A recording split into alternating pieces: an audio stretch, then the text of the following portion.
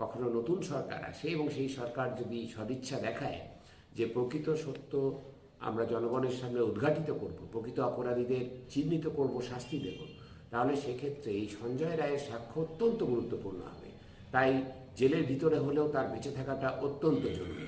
কিন্তু যাদের কাছে সঞ্জয় রায়ের বেঁচে থাকাটা থ্রেট, তারা অধৈর্য হয়ে পড়ছেন।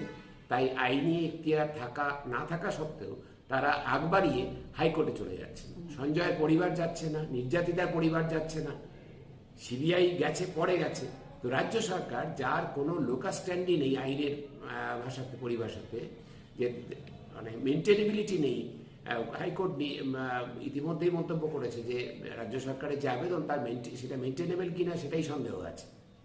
সেই জন্যই তারা আবার আগামী সোমবার শুনানি করবেন বলেছেন। তো আগ বাড়িয়ে যে চলে যাওয়া, আগ বাড়িয়ে ফাঁসি দিতে চাওয়া, এর মধ্যে আমরা